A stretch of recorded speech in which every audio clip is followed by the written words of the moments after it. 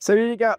Bon, je suis toujours à Montréal et là, je décide de vous faire une vidéo parce qu'en gros, ça va pas du tout. Vous le savez peut-être, depuis fin mai, Google a désindexé énormément de liens directement, de pages URL des sites web. Et je me suis dit, il faut vraiment que je vous montre et que je vous dise ce qui s'est passé parce que d'abord, ça s'explique et je vais vous le montrer par un tuto pas à pas, un petit peu pour vous montrer. Et aussi pour regarder comment est-ce que vous pouvez fixer ça, comment vous pouvez avoir des stratégies directement pour essayer de pallier à ça parce que pour l'instant, le SEO, c'est un petit peu le bordel, on va être honnête. Il faut que vous compreniez et que vous puissiez mettre en place des actions. Donc voilà, une petite vidéo tuto à découvrir tout de suite.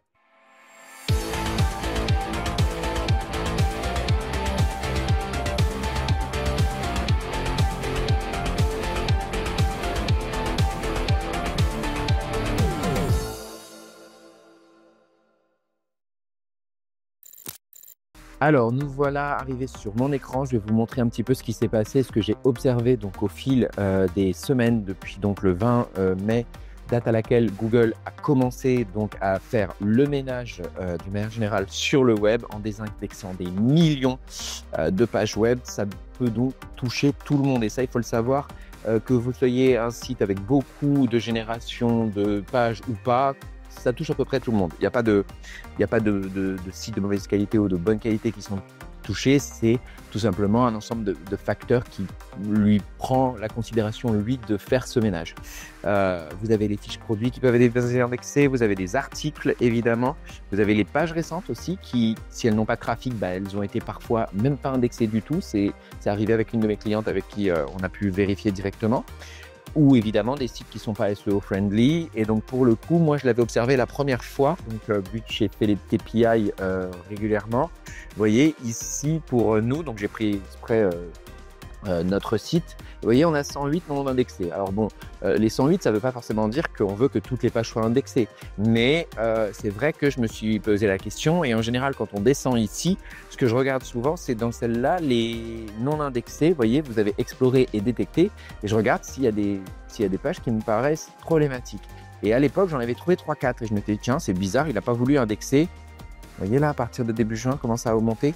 Il n'a pas voulu indexer des pages formation. Et pour le coup, des pages formation, c'est quand même des pages importantes, vous voyez. Enfin, pour nous, ce sont des pages services, donc on veut qu'elles soient importantes. Là, je vois qu'il y en a des nouvelles, vous voyez, depuis début juin.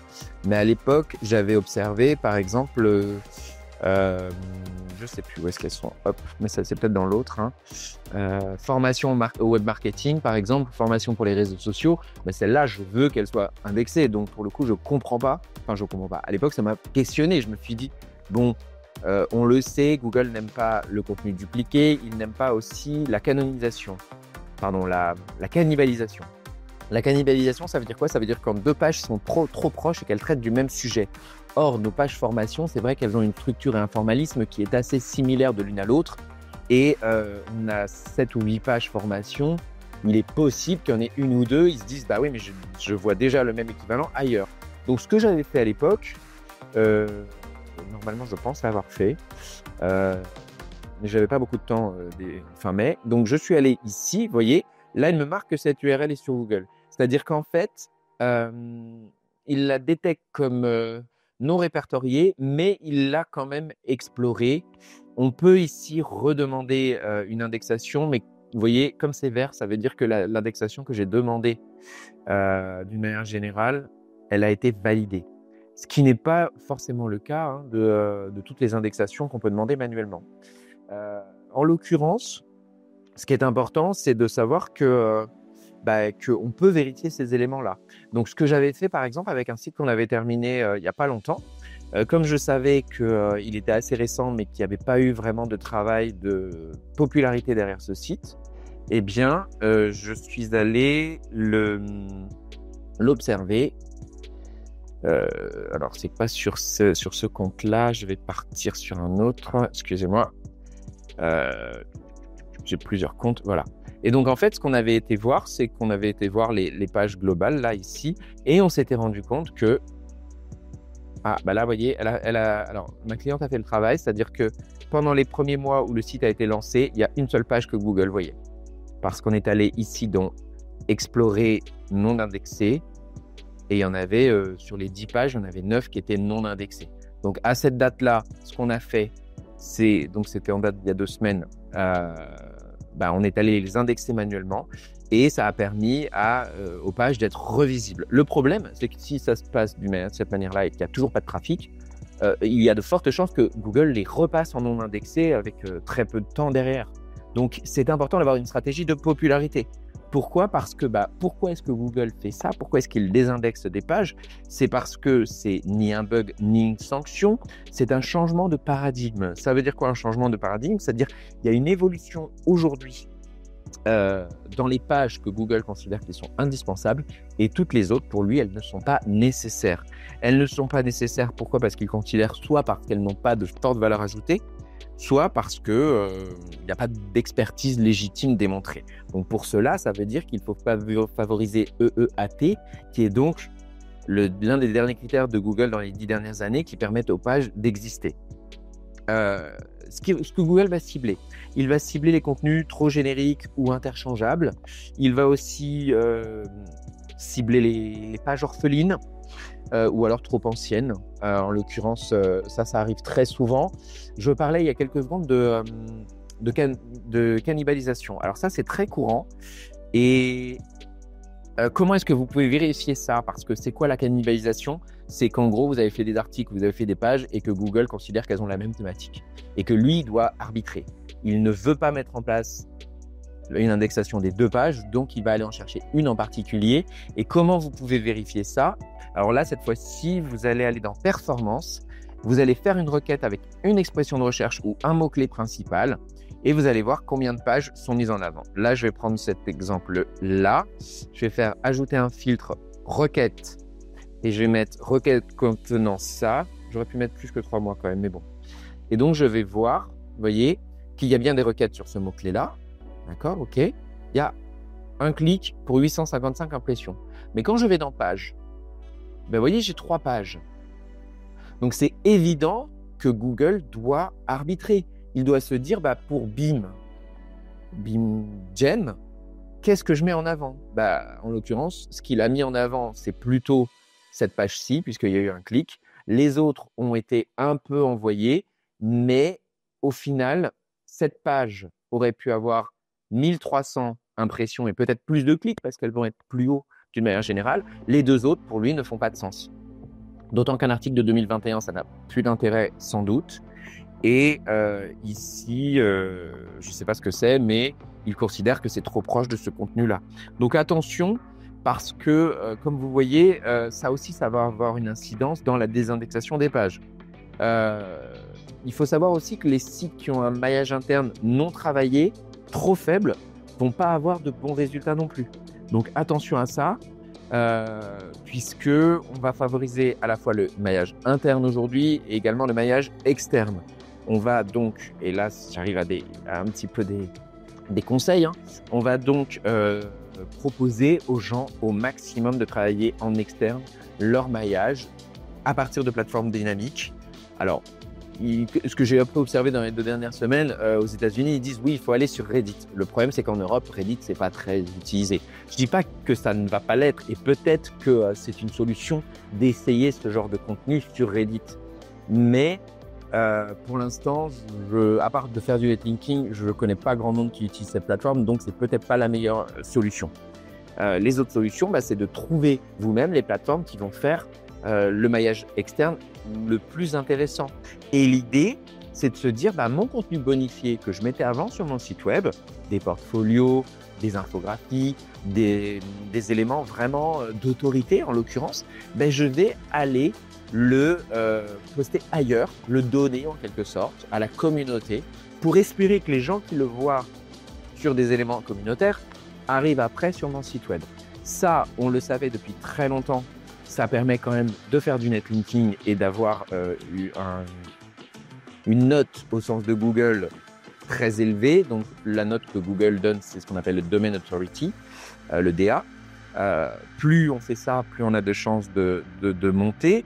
Mais maintenant, ça a encore un critère de plus. C'est que non seulement ça va permettre aux pages de vraiment vivre, d'être vues, et en plus, ça va aider les LLM à bien trouver votre contenu, le proposer, etc.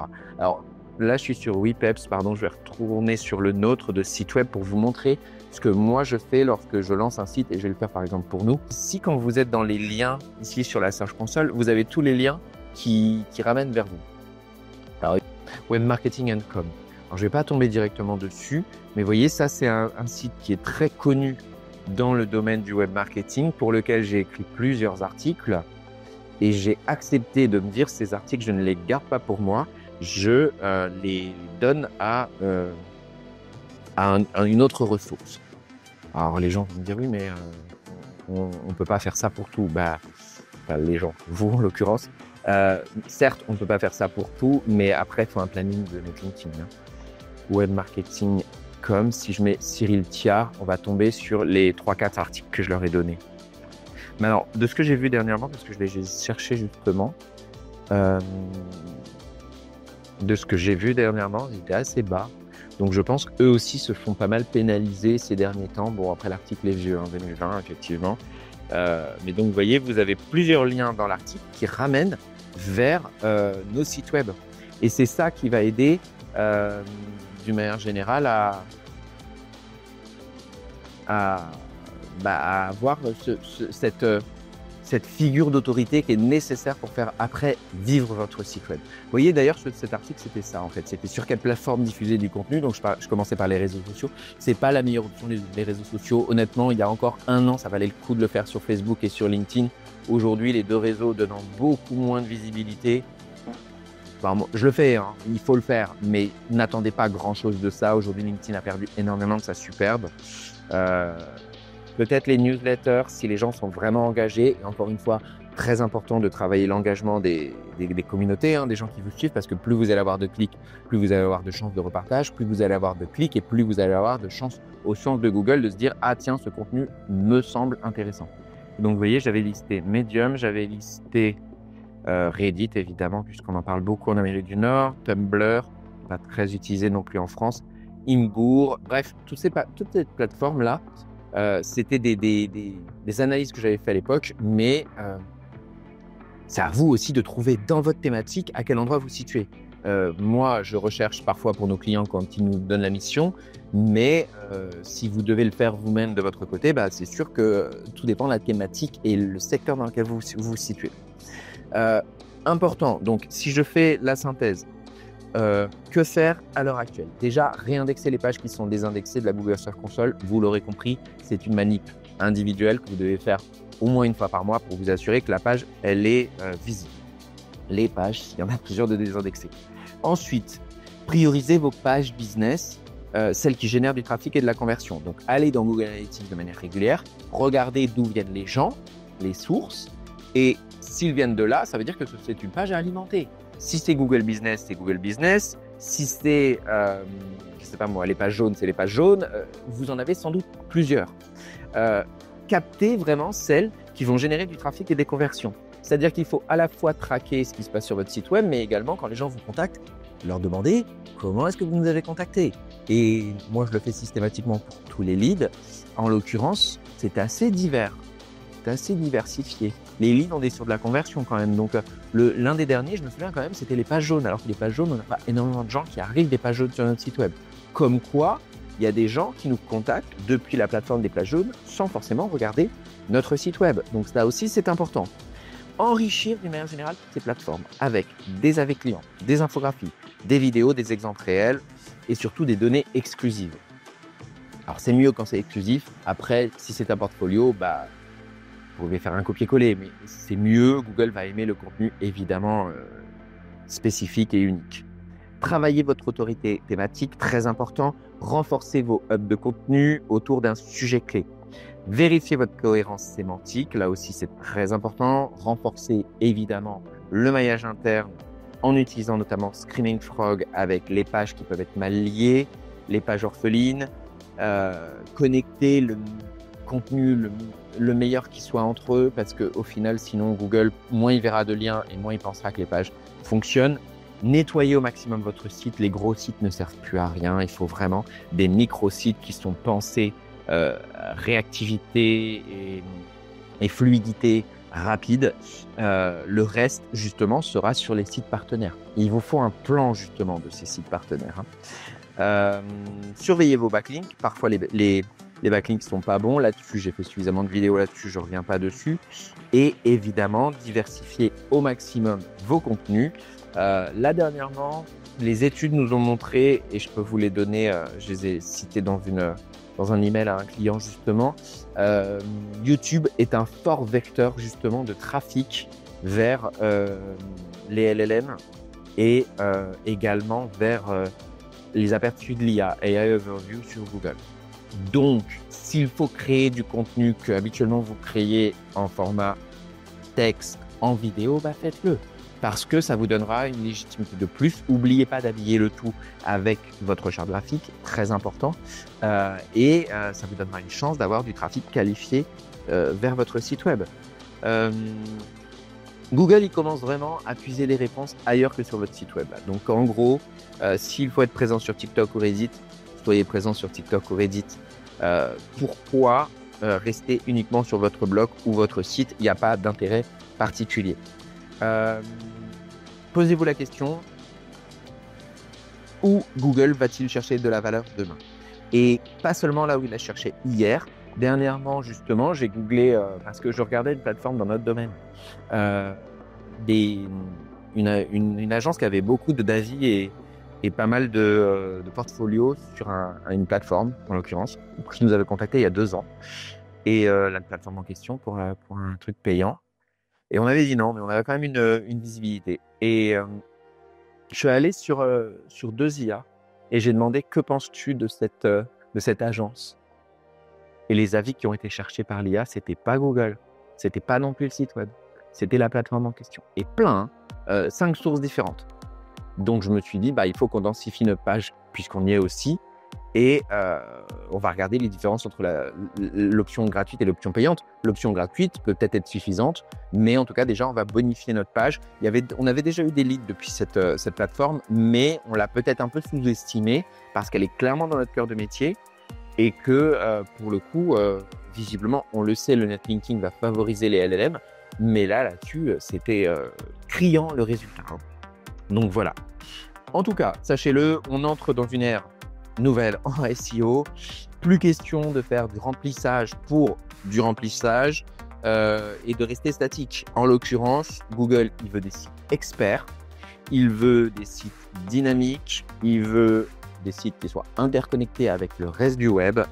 Oui, ça va prendre du temps, oui, ça demande un travail de longue haleine, c'est le cas qu'on fait nous depuis des années, et prenez justement ce temps de faire un audit, de faire une stratégie, de faire des partenariats avec des sites éventuellement pour prioriser ensuite vos actions, enrichir vos pages et surtout diversifier vos formats. C'est ça que ça va se jouer dans la visibilité de demain.